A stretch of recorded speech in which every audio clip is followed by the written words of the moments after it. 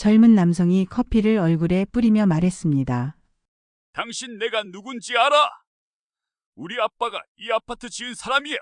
그 순간 이정희 여사는 피가 거꾸로 솟구쳤지만 참고 조용히 생각했습니다. 그래, 내 아빠는 이 아파트를 만들었을지 몰라도 나는 사람을 사람답게 만들던 사람이야.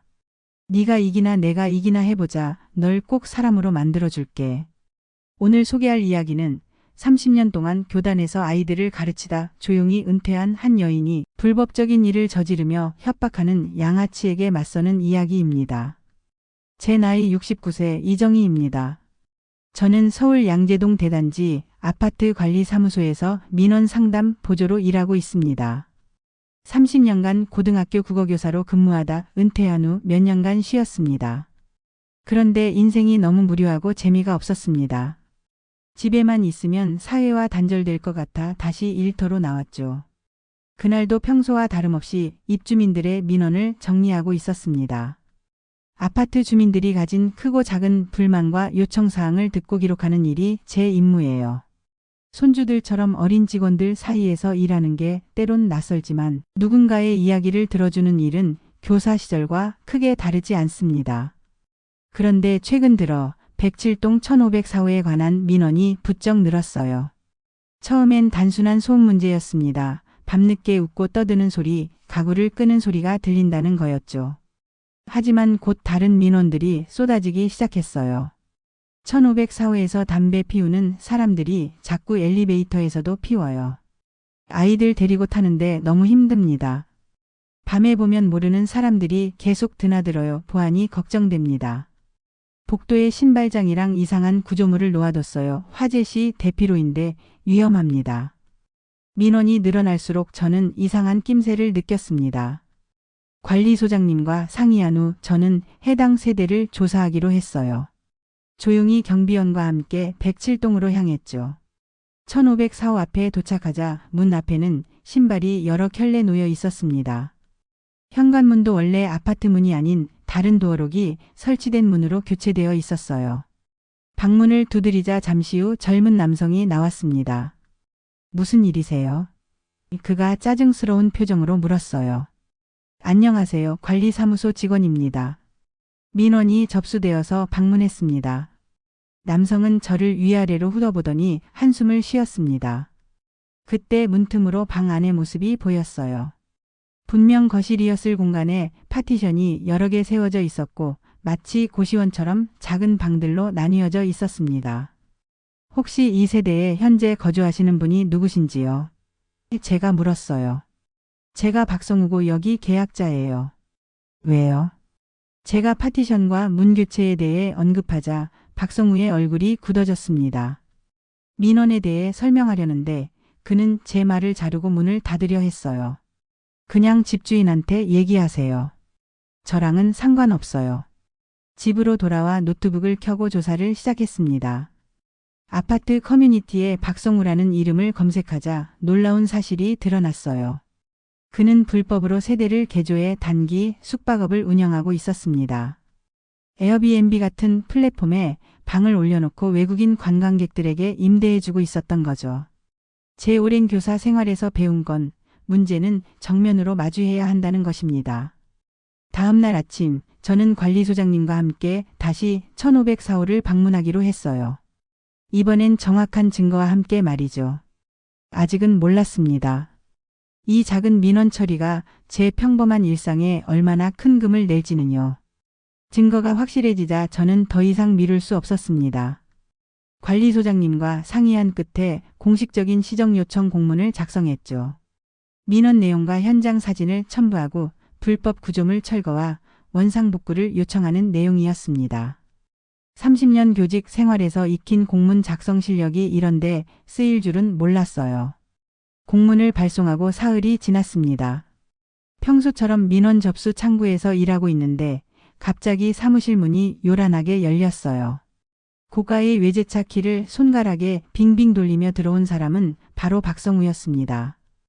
박성우는 사무실을 둘러보더니 곧장 제 데스크로 성큼성큼 다가왔습니다. 눈이 충혈되어 있었고 얼굴은 붉게 달아올라 있었죠. 분노를 억누르지 못하는 모습이었습니다. 이 공문 당신이 보낸 거야? 박성우가 구겨진 종이를 제 앞에 내던졌습니다. 저는 침착하게 내용을 확인했고 그렇다고 대답했죠.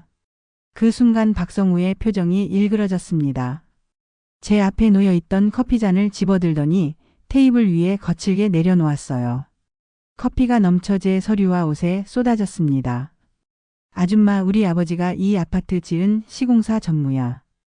이딴 공문 하나 때문에 나한테 망신을 주겠다는 거야. 박성우의 말에 사무실 안이 순식간에 조용해졌습니다. 주변의 젊은 직원들이 모두 고개를 숙이고 눈치를 살피는 게 느껴졌어요. 아마 그들은 공포를 느꼈을 겁니다. 하지만 저는 달랐죠. 30년간 수많은 문제 학생들을 상담하고 지도해온 교사로서 이런 분노의 표출이 낯설지 않았거든요. 커피가 쏟아진 서류를 조용히 정리하면서 박성우의 눈을 정면으로 바라봤습니다. 어린 시절부터 그렇게 특권의식을 키워온 아이들이 어떻게 자라는지 너무나 잘 알았죠. 학창시절 교실 뒷자리에서 반항하던 아이들과 다를 바 없었습니다. 말없이 자리에서 일어났습니다. 젖은 블라우스를 살짝 매만지며 사무실을 나왔죠. 뒤에서 박성우가 뭐라고 소리치는 게 들렸지만 돌아보지 않았습니다. 나이는 먹었지만 저에겐 아직 존엄과 자존심이 있었으니까요. 집으로 돌아와 샤워를 하고 옷을 갈아입었습니다. 오래된 원목 서랍을 열어 그 안에 보관해둔 상자를 꺼냈어요. 그 안에는 30년 교직 생활 동안 제자들이 보내준 편지와 카드가 가득했습니다. 검사가 된 아이, 의사가 된 아이, 평범하게 살지만 성실하게 자신의 자리를 지키는 아이들. 저의 가르침이 담긴 소중한 추억들이었죠. 오늘 박성우를 마주하며 문득 깨달았습니다. 제가 은퇴했다고 해서 교사로서의 역할이 끝난 게 아니었어요. 세상에는 여전히 올바른 길을 알려줘야 할 사람들이 있었습니다. 그땐 사람을 가르쳤는데 지금도 가르쳐야 할 사람이 있군. 소리 내어 중얼거리며 오래된 메모장을 펼쳤습니다. 그리고 계획을 세우기 시작했죠. 교직 생활 동안 배운 것이 있다면 어떤 문제든 정면으로 마주해야 한다는 것과 올바른 해결 방법을 찾기 위해서는 먼저 정확한 사실을 파악해야 한다는 점이었습니다. 다음 날 저는 이전보다 더 단단한 마음으로 사무실로 향했습니다. 나이가 들었다고 해서 물러설 생각은 없었어요. 오히려 이 나이에 쌓인 경험과 지혜로 더 현명하게 대처할 수 있다고 생각했습니다.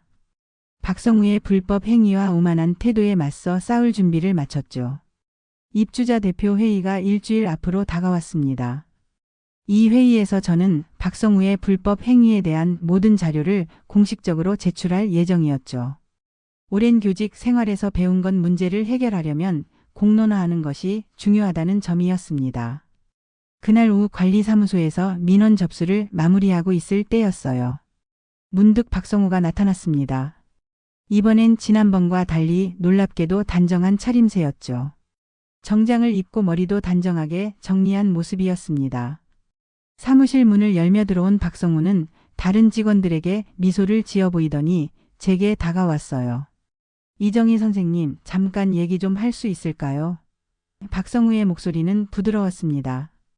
의아했지만 저는 고개를 끄덕이고 그를 회의실로 안내했죠. 회의실 문이 닫히자마자 박성우의 표정이 달라졌습니다. 마치 가면을 벗은 것처럼 긴장된 표정으로 바뀌었어요. 아줌마, 기록 좀 없던 일로 해주지? 시정서 회의에 올리지만 않으면 되잖아. 아빠가 어떤 사람인 건 알지? 그쪽 윗선으로 말 나가면 귀찮아질 거야. 우리 아빠 꼰대라 잡음 나는 거 엄청 싫어하거든. 박성우의 말에 담긴 뜻을 금방 알아챘습니다. 그는 자신의 불법 구조 변경 사실이 공식 회의에 올라가는 것을 막고 싶었던 거죠. 저는 조용히 그를 바라봤습니다. 교사 시절 시험 부정행위를 한 뒤 변명하던 학생들과 똑같은 표정이었어요. 제 머릿속에 떠오른 건 안전수칙을 어긴 채 운영되는 공간에서 화재가 날 경우의 끔찍한 상황이었습니다. 삼풍백화점, 제천 스포츠센터 화재 같은 비극이 이런 작은 규정 무시에서 시작된다는 것을 알고 있었죠. 은퇴 전 제가 학생들에게 항상 강조했던 말이 있습니다. 원칙과 규칙은 모두의 안전을 위해 존재한다는 것이었죠. 그리고 지금 제 앞에 있는 박성우에게도 같은 원칙을 적용해야 할 때였습니다. 당신 아버지가 어떤 사람인진 모르겠지만 여긴 학교가 아닙니다. 그리고 여긴 내가 지키는 공간이에요. 주민들 안전을 돈으로 덮을 순 없어요. 제 대답에 박성우의 얼굴이 굳어졌습니다. 그는 더 이상 말없이 자리를 박차고 나갔죠. 어린아이처럼 문을 쾅 닫고 나가는 모습이 안쓰러웠습니다. 그날 밤 저는 집에서 모든 증거를 정리했어요. 불법 구조물 사진, 복도에 쌓인 개인 물품들, 그리고 여러 주민들의 민원 기록까지. 또한 오늘 박성우와의 대화도 녹음해둔 상태였습니다. 교직에 있을 때 배운 습관이었죠. 중요한 상담은 항상 녹음하고 기록해두는 것. 그것이 나중에 문제가 생겼을 때 스스로를 보호하는 방법이라는 걸 알고 있었으니까요. 날이 밝자 저는 모든 자료를 가지고 입주자 대표회의 의장을 찾아갔습니다. 상세한 설명과 함께 불법 구조 변경 사진, 시정 요구서 기록, 그리고 박성우와의 대화 녹취록까지 모두 전달했죠. 단지 내 안전을 위해 꼭 회의의 안건으로 올려주셨으면 합니다. 의장은 자료를 검토한 후 심각한 표정으로 고개를 끄덕였습니다. 그리고 다음날 입주자 대표회의 안건에 박성우의 불법 행위에 관한 안건이 정식으로 등록되었어요. 걱정되는 마음도 있었습니다. 박성우가 말한 것처럼 그의 아버지는 정말 영향력 있는 사람일지도 모르니까요. 하지만 제게는 이것이 단순한 신고나 고발의 문제가 아니었습니다. 제가 30년간 아이들에게 가르쳤던 가치, 규칙을 지키고 옳은 일을 해야 한다는 그 가치를 지키는 일이었죠. 아무리 나이가 들어도 옳은 일을 하는 데는 용기가 필요하다는 것을 다시 한번 깨달았습니다. 그리고 그 용기는 나이와 함께 사라지는 것이 아니라 오히려 더 단단해진다는 것도요. 대표 회의 당일이 밝았습니다. 평소보다 일찍 일어나 정장을 차려입고 모든 준비를 마쳤죠.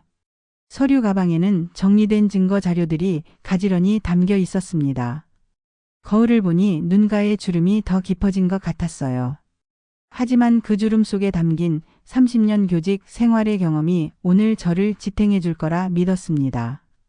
회의실에 들어서자 이미 많은 입주민 대표들이 자리에 앉아 있었어요. 모두 바쁜 사람들이라 표정이 다소 굳어 있었습니다. 저는 조용히 뒷자리에 앉았죠. 그런데 놀랍게도 박성우도 회의에 참석했어요. 그는 고급스러운 정장 차림으로 자신감 넘치는 표정을 짓고 있었습니다. 의장이 회의를 시작하고 어느덧 박성우의 불법 구조 변경에 관한 안건이 나왔습니다. 의장이 제가 제출한 자료를 바탕으로 상황을 설명하자 박성우가 갑자기 자리에서 벌떡 일어났어요. 이건 명백한 월권입니다. 노파가 자기 권한을 넘어서 간섭하고 있어요. 시정 요청은 과도한 대응이고 관리사무소의 월권입니다. 박성우는 목소리를 높이며 책상을 손바닥으로 내리쳤습니다. 그러더니 발로 의자까지 걷어차는 모습을 보였죠. 갑작스러운 행동에 회의장은 순식간에 얼어붙었어요. 누구도 말을 꺼내지 못했습니다. 저는 그저 표정 변화 없이 앉아 있었어요. 교직에 있을 때 수많은 문제 학생들을 상담하면서 이런 감정 표출에 익숙해져 있었으니까요. 오히려 이런 행동이 박성우의 약점을 드러내는 것이라 생각했습니다. 침묵이 이어지던 그때였어요. 회의장 한쪽에서 한 남성이 조용히 손을 들었습니다. 40대 중반으로 보이는 그 남성은 단정한 차림새의 안경을 쓰고 있었죠. 의장님, 발언해도 될까요? 의장이 고개를 끄덕이자 그 남성이 일어섰습니다. 저는 중견 IT 기업 부장으로 일하는 서준호입니다.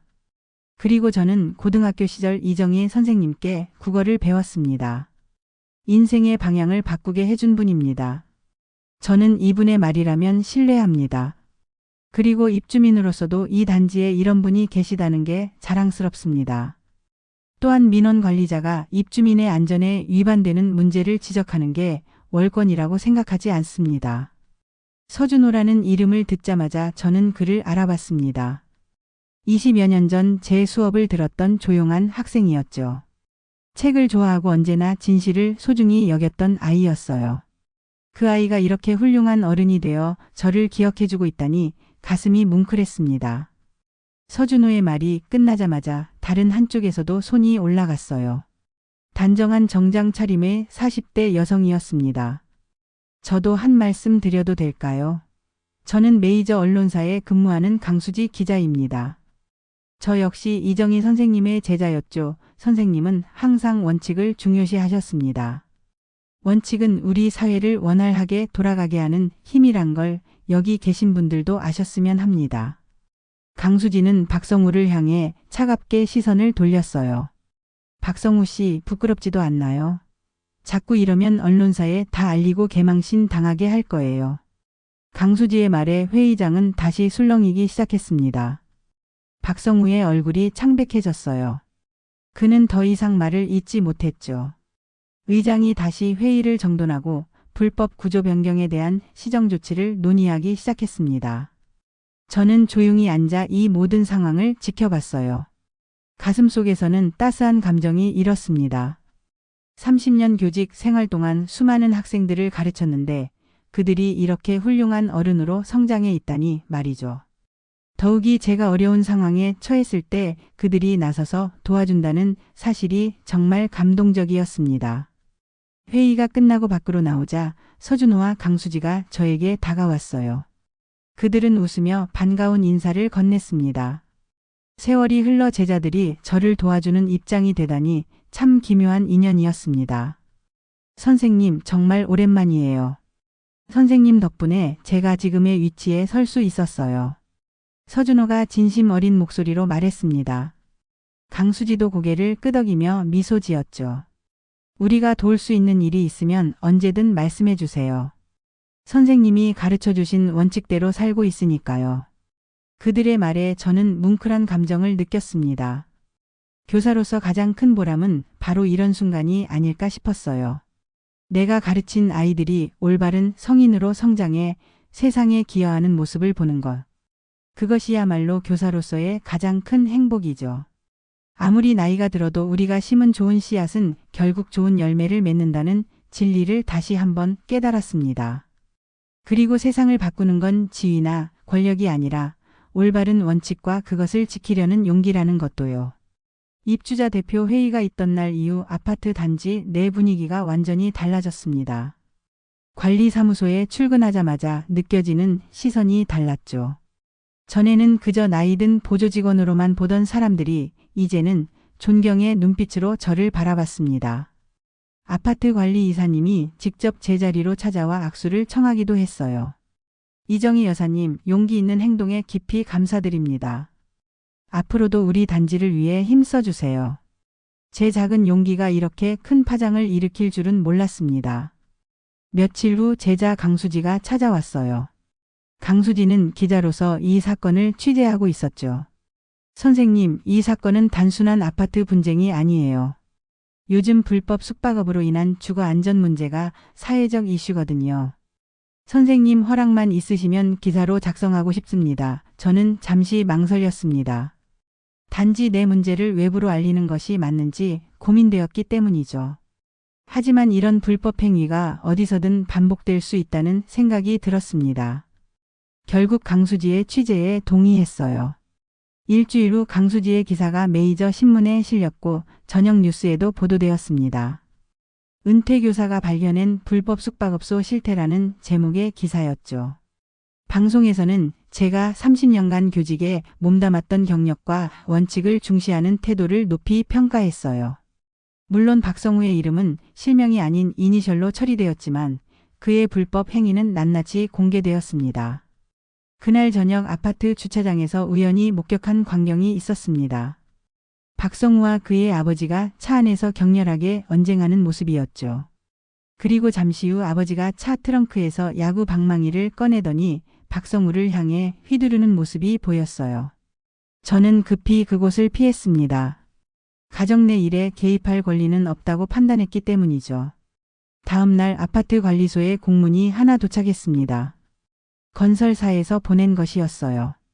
박성우에 대한 단지 출입 금지 조치와 함께 불법 구조물 원상복구 비용을 전액 부담하겠다는 내용이었죠. 또한 구청에서는 박성우를 불법 숙박 운영 혐의로 고발하여 행정처분을 내리게 되었다는 소식도 들려왔습니다. 사건이 일단락된 지 며칠이 지났습니다. 관리사무소에서 일상적인 업무를 보고 있는데 문득 사무실 문이 열렸어요. 놀랍게도 박성우와 그의 아버지가 나란히 서 있었습니다. 두 사람 모두 단정하게 정장을 차려입고 있었죠. 박성우의 얼굴에는 수치심과 후회가 가득했고 그의 아버지는 무거운 표정으로 서 있었습니다. 사무실 안의 모든 시선이 그들에게 집중되었어요. 저는 의자에서 천천히 일어났습니다. 박성우가 먼저 한 걸음 앞으로 나섰죠. 그의 눈빛은 이전과 완전히 달랐습니다. 오만함과 거만함은 사라지고 진심 어린 뉘우침이 담겨 있었어요. 박성우는 의자에 앉아 고개를 숙인 채 오랫동안 말이 없었습니다.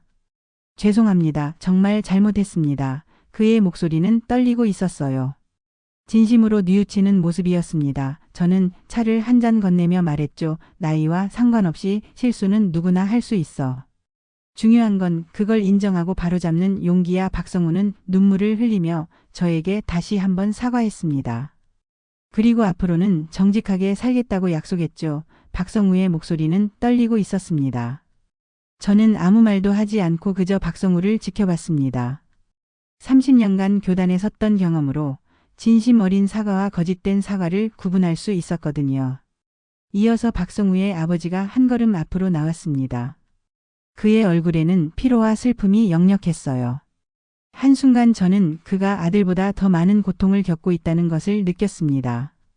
이정희 선생님, 제 아들이 끼친 폐에 대해 진심으로 사과드립니다. 제 아이는 어려서 어머니를 일찍 여의었습니다. 불쌍한 마음에 해달라는 대로 다 해줬더니 대학교 졸업만 한 뒤로는 스포츠카 준 걸로 여자애들이랑 놀기나 하고. 박성우의 아버지는 말을 이어가며 점점 감정이 북받쳐오는 듯 했습니다. 그는 떨리는 손으로 이마에 땀을 닦았어요. 작은 일부터 성실히 하려 하지 않고 사업한다고 돈 쓰고 망나니꼴로 다녔습니다. 마지막으로 한번 밀어주자 하고 돈을 줬더니 에어비앤비 해보겠다고 해서 믿었는데 이런 줄 몰랐습니다. 말을 마친 그는 갑자기 저 앞에서 무릎을 꿇었습니다. 그 순간 너무 놀라 말문이 막혔어요. 사무실의 모든 사람들도 충격받은 표정이었죠. 박성우의 아버지는 고개를 숙인 채 어깨를 떨고 있었습니다. 그가 흐느끼고 있다는 것을 알 수 있었어요. 박성우는 아버지의 모습에 당황했는지 눈물을 흘리며 아버지 옆으로 달려갔습니다. 그의 얼굴에는 놀라움과 부끄러움 그리고 깊은 후회가 교차했어요. 아버지 일어나세요. 제가 무릎 꿇을게요. 제가 잘못했어요. 박성우는 아버지의 팔을 잡고 일으키려 했지만 그의 아버지는 꿈쩍도 하지 않았습니다. 제 앞에서 무릎을 꿇은 두 사람을 보며 가슴이 먹먹해졌어요. 교사로서 30년 한 번도 학부모가 이렇게 무릎을 꿇는 상황은 없었거든요. 저는 천천히 그들 앞으로 다가갔습니다. 그리고 조용히 두 사람의 팔을 잡아 일으켰어요. 박성우와 그의 아버지는 눈물로 얼룩진 얼굴로 저를 바라봤습니다. 일어나세요. 이런 모습을 보이려고 오신 게 아니잖아요. 두 사람은 천천히 자리에서 일어났습니다. 박성우의 아버지는 주머니에서 손수건을 꺼내 눈물을 닦았고 박성우는 여전히 고개를 숙인 채 서 있었어요. 저는 그들을 바라보며 조용히 고개를 끄덕였습니다. 사람은 언제든 바뀔 수 있어요. 그리고 그걸 믿어주는 게 제가 할 수 있는 마지막 수업이에요. 제 말에 박성우가 고개를 들었습니다. 그의 눈에는 놀라움과 함께 희망의 빛이 어렸어요. 그는 처음으로 진심 어린 미소를 지었습니다. 교사로서 30년을 보냈던 저에게 그 순간은 특별했어요. 학생이 깨달음을 얻는 순간을 목격하는 것만큼 보람찬 일은 없으니까요. 표정이 한결 밝아지신 박성우의 아버지는 말했습니다. 성우야, 너가 여기 사시는 분들에게 민폐 끼쳤으니 여기서 한 달 동안 주민분들께 봉사하거라. 청소도 하고 주차 관리도 하고 말이야. 괜찮죠? 다음 날부터 박성우는 관리사무소 봉사를 시작했습니다. 처음에는 어색하고 서툴렀지만 점차 진심을 다해 일했어요. 그는 매일 아침 일찍 와서 쓰레기를 줍고 주민들의 민원을 들으며 성실하게 봉사했죠. 어떤 날은 밤늦게까지 남아단지 내 안전 점검을 돕기도 했습니다. 놀랍게도 몇 주가 지나자 박성우는 주민들에게 인사를 건네고 그들의 이름을 기억하기 시작했어요. 봉사기간이 끝나갈 무렵 그는 완전히 다른 사람이 되어 있었습니다. 아버지 빽 믿고 오만하고 거만하게 굴었던 사람이 아닌 성실하고 겸손한 청년으로 변화했죠. 마지막 봉사일 박성우는 제게 작은 편지를 건넸습니다. 그 안에는 이런 내용이 적혀 있었어요. 선생님께서 가르쳐 주신 가장 소중한 교훈은 사람은 언제든 변할 수 있다는 것이었습니다. 앞으로 그 가르침을 잊지 않고 살아가겠습니다. 감사합니다. 그 편지를 읽으며 문득 깨달았습니다. 은퇴 후에도 여전히 누군가에게 영향을 줄 수 있다는 것, 그리고 나이는 단지 숫자에 불과하다는 것을요. 69세의 나이에도 여전히 저는 누군가의 스승이 될 수 있었고 세상에 작은 변화를 일으킬 수 있었습니다. 지금도 가끔 박성우는 찾아와 근황을 전해줍니다. 그는 아버지의 회사에서 말단 사원으로 일을 시작했다고 해요. 처음부터 다시 배우고 있다고 했죠. 그의 얼굴에는 더 이상 오만함이 없고 대신 겸손함과 성실함이 배어 있습니다. 이 모든 일을 통해 저는 깨달았어요. 나이가 들어도 우리는 여전히 세상을 바꿀 수 있다는 것을요. 단지 방법이 달라질 뿐 우리의 가치는 줄어들지 않는다는 것을 말이죠. 어쩌면 그에게도 인생의 전환점이 될지도 모르겠습니다. 그 사건 이후 저는 아파트 단지 내에서 작은 유명 인사가 되었습니다. 주민들이 저를 알아보고 인사를 건네는 일이 많아졌죠. 심지어 몇몇 젊은 부모들은 자녀의 교육 상담을 부탁하기도 했어요. 사람들은 제 나이와 경험을 존중하기 시작했습니다. 가끔 서준호와 강수지도 찾아와 함께 차를 마시며 이야기를 나눕니다. 그들에게 제 지혜를 나누고 그들의 성장한 모습을 보는 것이 저에게는 큰 기쁨이 되었죠. 나이가 들어도 세상에 기여할 수 있다는 것, 그리고 그 기여가 인정받을 수 있다는 것을 깨달았습니다. 69세의 나이에도 불구하고 세상을 조금이나마 더 좋은 곳으로 만들 수 있다는 사실이 저에게는 큰 위안이 됩니다.